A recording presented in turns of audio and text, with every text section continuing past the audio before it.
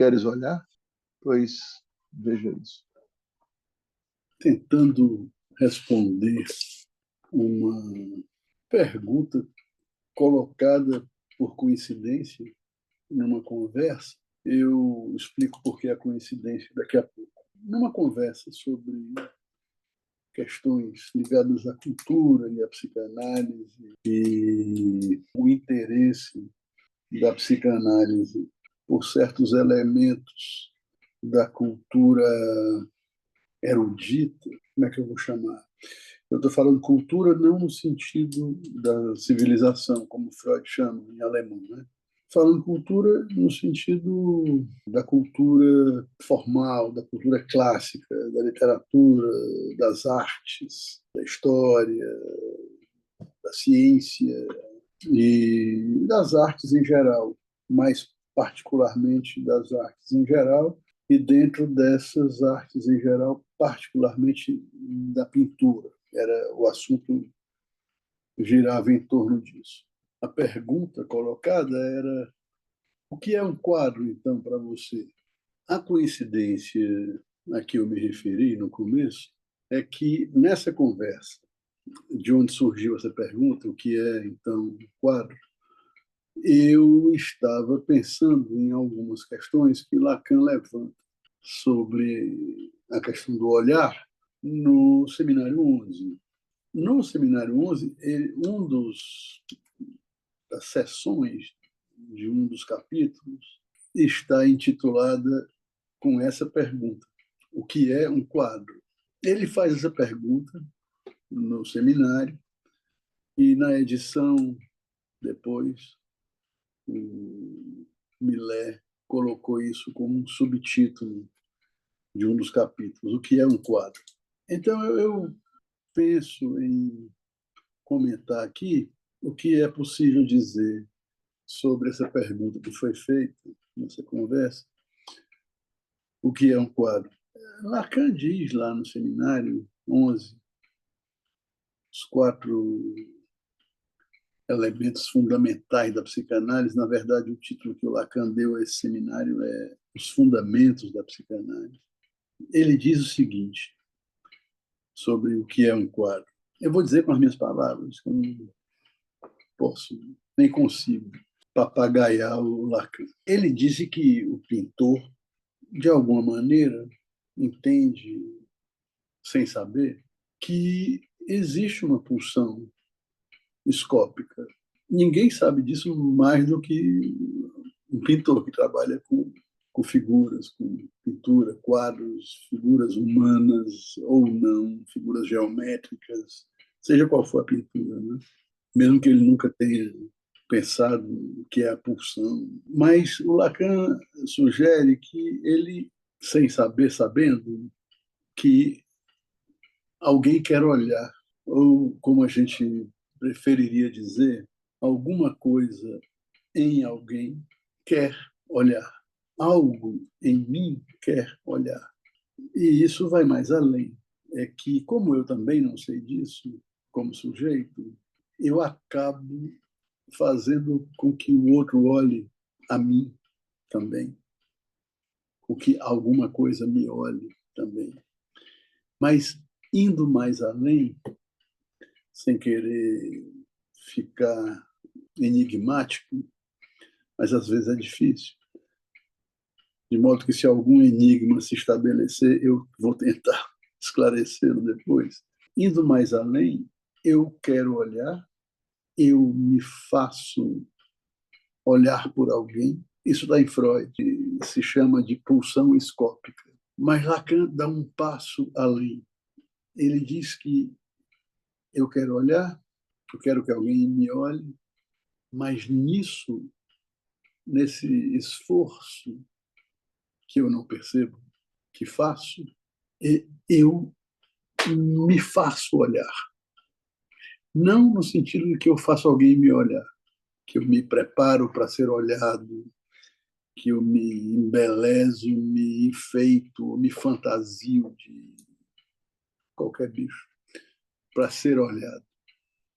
Não é nesse sentido. Eu me faço olhar no sentido de que em algum momento, no momento em que eu olho, no momento em que eu gozo disso, eu me torno eu mesmo o olhar.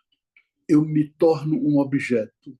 E esse objeto não é um objeto para ser olhado, embora isso também esteja em questão. Mas o objeto que eu me torno é, propriamente falando, o olhar mesmo.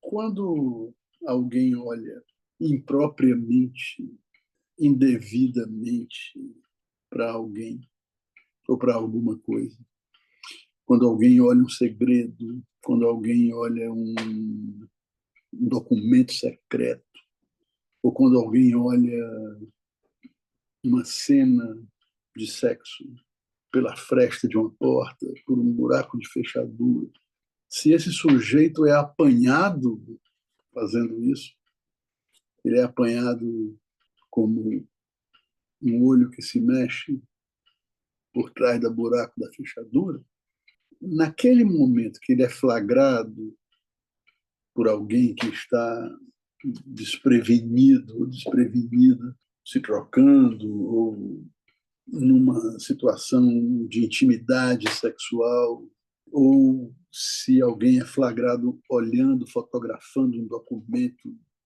secreto, um agente secreto é apanhado em flagrante, ou um voyeur que está olhando uma mulher que está se vestindo ou se desvestindo. Nesse momento, ele se reduz apenas a isso. Ele perde toda e qualquer dimensão do ser que nós estamos acostumados a pensar nas referências filosóficas como ser. Ele perde tudo isso e se reduz a aquilo que está ali sendo apanhado, um olhar. É nesse sentido que o Lacan avança sobre o caminho de Freud e diz, olha, não é só que eu quero olhar, esse quero está entre aspas, vocês sabem. Não é só que eu quero olhar ou que eu quero que alguém me olhe, porque eu me acho bonito, sei lá. Mas é que eu, sem saber, sem querer, querendo, como dizia o personagem, eu me faço olhar, eu me transformo só nisso. Eu me reduzo a esse objeto que não deve aparecer, que não pode aparecer, que me penaliza, me degrada, principalmente se aparece, se eu apareço na condição dele. Vocês imaginam que alguém que está olhando alguém pelo buraco de uma fechadura, quando é apanhado nisso, é reduzido a algo obsceno, a alguém tarado, como se diz às vezes, ou, enfim, um voyeur, né? Geralmente é admoestado, é repreendido, ou mesmo reprimido, criminalizado, vai ser exposto publicamente, no mínimo vai para uma situação de julgamento, essas coisas. Então, é uma condição a que o sujeito se resume nessa condição de ser reduzido a um objeto, uma condição degradada. Para fazer o trocadilho, a gente pode dizer que quando o sujeito se resume à condição de objeto, é como abjeto que ele se resume, que ele resta. Ele se torna um resto abjeto nessa condição. O que isso tem a ver com o pintor e com o que é um quadro? A ideia é de que o pintor, de algum modo, sem saber, sabe, intui, entende, sei lá, de que se quer olhar, quer-se olhar. Não sei como conjugar esse verbo, se quer olhar, sem um sujeito indefinido, ou quer-se olhar, não sei, fica estranho, né?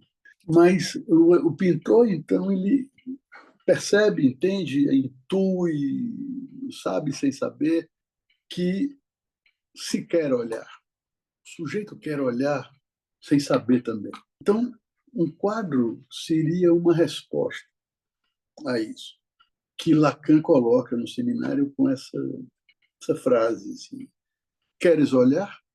Então, veja isto. Ou seja, essa seria, digamos, a resposta. O que é um quadro? Um quadro é uma resposta de um sujeito que é pintor, que sabe pintar e que tem uma técnica, mas, sobretudo, um veio artístico, uma apreensão artística daquilo que vê no mundo. Então, ele diz: queres olhar? Veja isto. Essa é uma forma de responder essa pergunta: o que é um quadro? Mas isso precisa, evidentemente, ser desdobrado. Não é? Lacan, nesse seminário, como exemplo disso, ele coloca um quadro muito conhecido do século XV, por aí, XVI. O pintor é Hans Holbein, um pintor que era filho de um pintor também. Porque tem o Hans Holbein, o velho, e tem o Hans Holbein, o novo, o jovem, mas é o novo que chama. E esse é Hans Holbein, o jovem, eu acho. É um pintor holandês, extremamente conhecido na época dele, e hoje também, mas muito solicitado. Tem um retrato que ele pinta do Henrique VIII.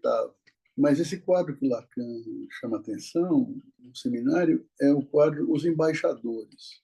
Se vocês colocarem esse quadro no Google, o Google provavelmente vai levar você para National Gallery, em Londres, onde esse quadro está, e que no próprio Google tem um aplicativo do Google que é visita aos museus, né? Quase todos os museus importantes do mundo.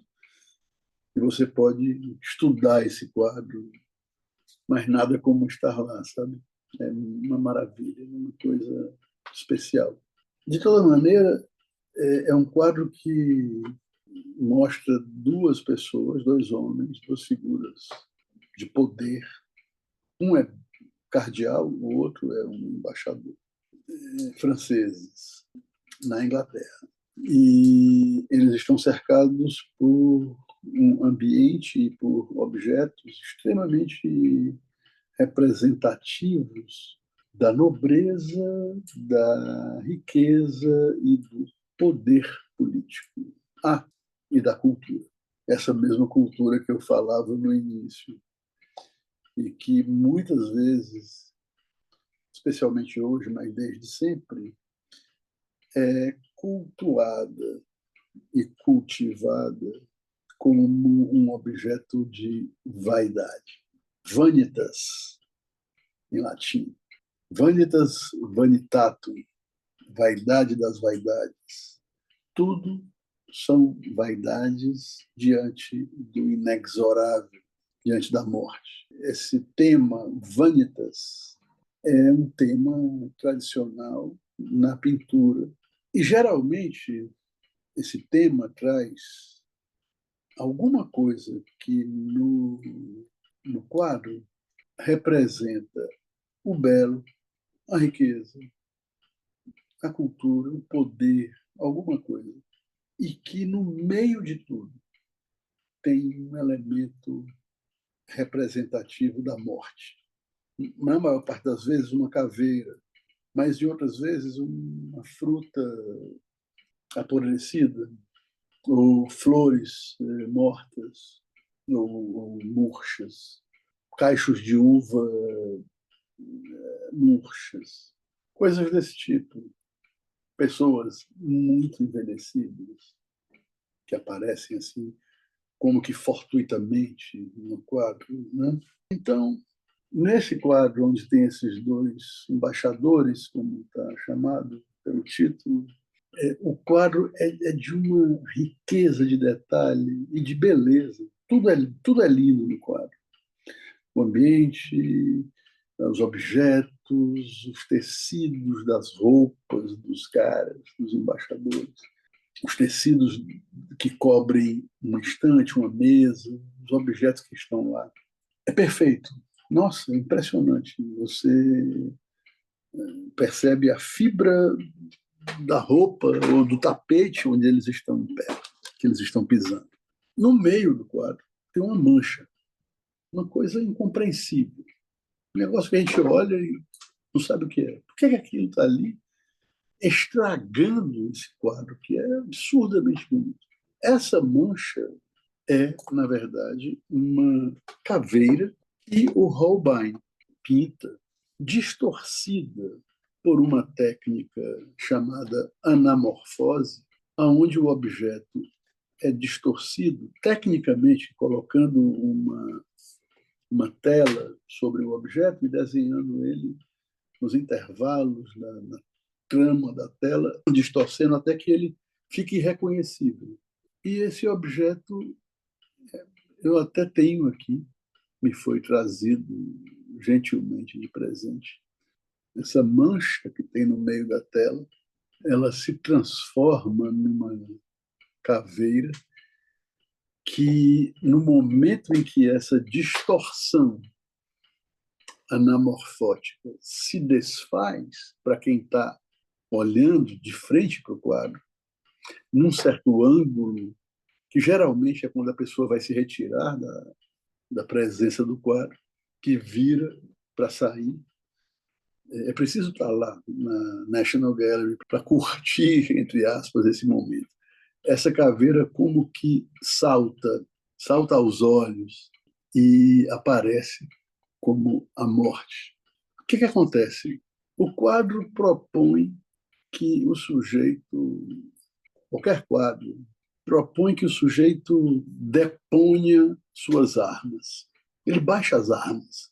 Ele põe as armas no canto, depõe as armas, como se pode dizer, para ficar concentrado, absorvido na fruição do prazer visual, escópico, que um belo quadro, um bom quadro, mesmo que seja uma cena feia, para curtir melhor o prazer que a fruição do quadro lhe proporciona.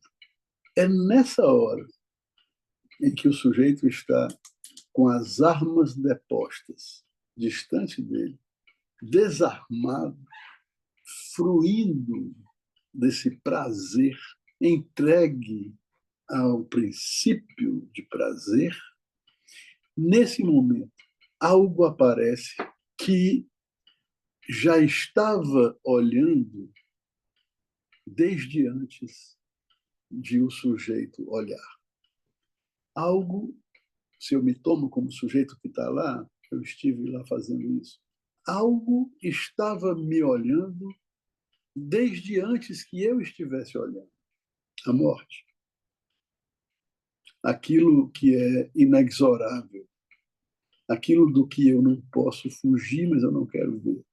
Isso, nesse momento, isso me colhe, isso me apanha, toma, de repente, como olhar. Nesse momento em que eu percebo que estou sendo olhado por isso aqui, desde antes que eu estivesse vendo ela, nesse momento eu sou reduzido apenas a isso, a um olhar. É uma experiência, não é só porque é o olhar, poderia ser outro objeto que a psicanálise propõe como os objetos da pulsão. O olhar, as fezes, o seio, a voz. Mas estamos tratando desse objeto, do olhar. Então, é uma experiência incômoda ser apanhado como objeto. É uma experiência bastante incômoda, da qual nós nos refazemos imediatamente. Porque o quadro dos embaixadores, todo mundo que vai na National Gallery olhar, todo mundo não, mas a maior parte já sabe disso, que ali tem uma caveira escondida ali, que você vai encontrá-la, mas vai encontrá-la Então, tem gente que já vai, como eu fui, por exemplo, já preparado, sabendo que ângulo eu tinha que olhar, essa coisa toda. Mas a intenção do quadro, e certamente quando ele o pintou, quando Holbein pintou esse quadro, a intenção é surpreender o sujeito, pegá-lo desarmado. É um efeito muito surpreendente, mas é mais do que isso, é perturbador. Seguindo para uma outra questão, o que acontece? Qual é o making of, digamos assim, desse efeito? O making of desse efeito é que a experiência do olhar para o sujeito barra, o sujeito humano, a experiência escópica do sujeito humano, ela tem duas vertentes, ela tem duas perspectivas.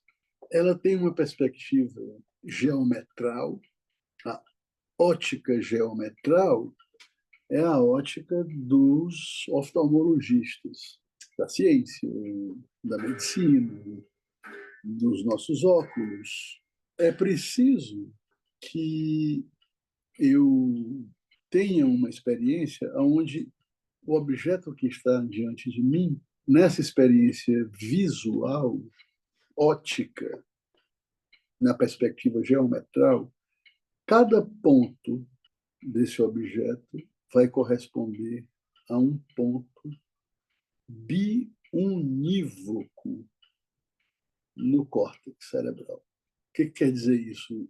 Cada ponto aqui vai corresponder, na minha experiência visual, se meus óculos estiverem ajustados ou se eu não precisar de óculos, cada ponto aqui vai corresponder a um ponto igual e único na minha visão, aqui, que vai entrar pelo cristalino, etc., e vai lá para o centro, lá no cérebro, onde as imagens vão parar.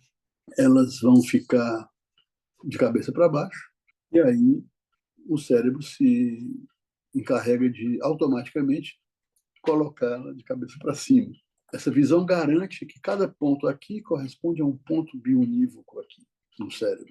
Isso é uma experiência da ordem do eu, ego, como os ingleses quiseram traduzir em grego aquilo que Freud chamou de Ich, em alemão. Freud nunca falou em ego, superego, id. Ich, über-ich e es. Eu, supereu e o isso. A pronúncia, vocês me perdoem, em alemão não é, tive tempo. Isso é como eu e como o eu experimenta o mundo visualmente. Um objeto e uma imagem do objeto aqui, passando por mim e fixando aqui atrás. Atrás, do lado, não me pergunte pela anatomia cerebral que eu também não manjo. Nessa experiência anamorfótica, que não é a mesma experiência da ótica geometral, acontece alguma outra coisa, porque quando eu vejo um elemento estranho, eu não tenho uma representação disso.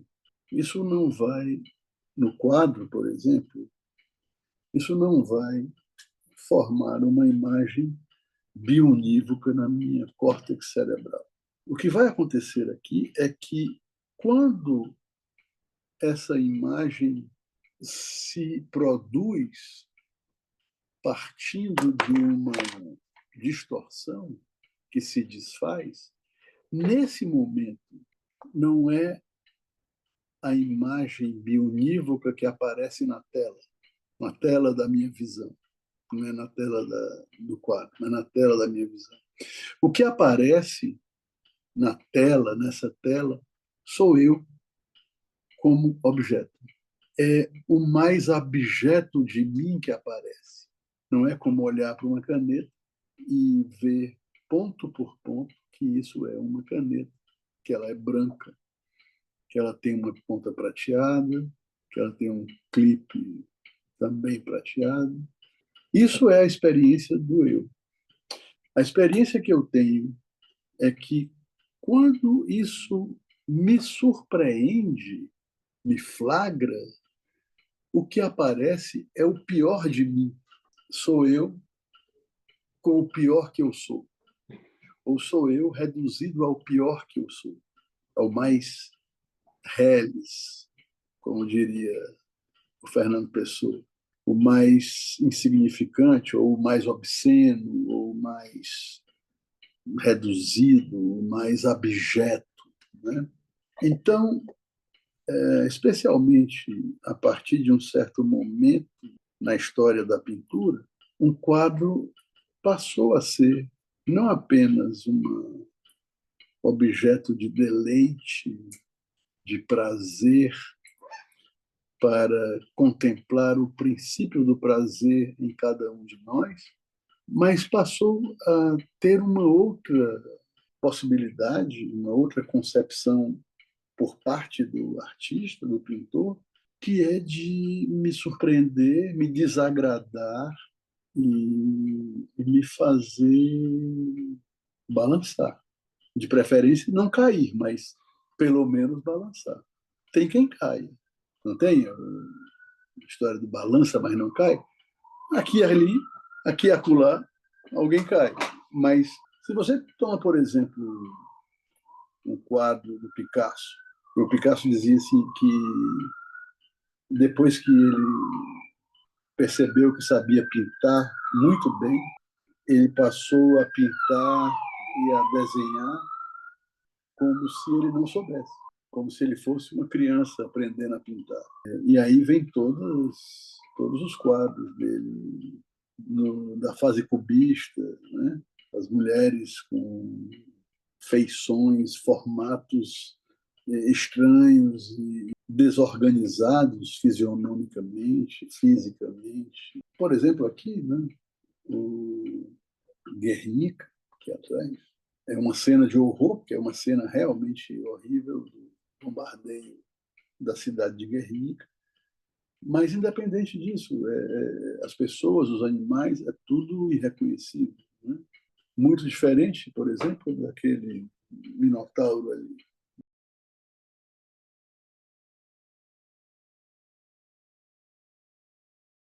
E que não é cubista, né? É um desenho, mas se você olhar, vocês pegam essas referências e vão atrás. Aqui, por exemplo, tem o estupro de Dora Maar pelo Minotauro, né? A figura de Dora Maar é distorcida, é desproporcional. Aqui, por exemplo, tem uma coisa interessante que é um estudo do Picasso sobre as meninas de Velázquez, né? Então, lá no Museu Picasso, eles têm essa montagem, as meninas de Velázquez aqui em cima, no original, com toda a beleza que esse quadro tem, a pintura, proporção, sombra, luz, perspectiva, profundidade, é uma loucura. E aqui as meninas de Velázquez do Picasso, totalmente distorcidas, desproporcionais. Então, o quadro passou a ter uma função que nós podemos, sem fazer nenhum, sem estar incorrendo em nenhuma violência com a arte, a gente pode dizer que o quadro passou de uma perspectiva de atender ou de contemplar as exigências do princípio do prazer para perceber ou fazer o sujeito perceber que há algo além do princípio do prazer, que é a repetição, a pulsão de morte, essa caveira no quadro dos embaixadores. Ou, como diz Salomão, no livro do Antigo Testamento, do Eclesiastes, o inexorável, vanitas vanitatum, ou seja, diante disso aqui, tudo são vaidades.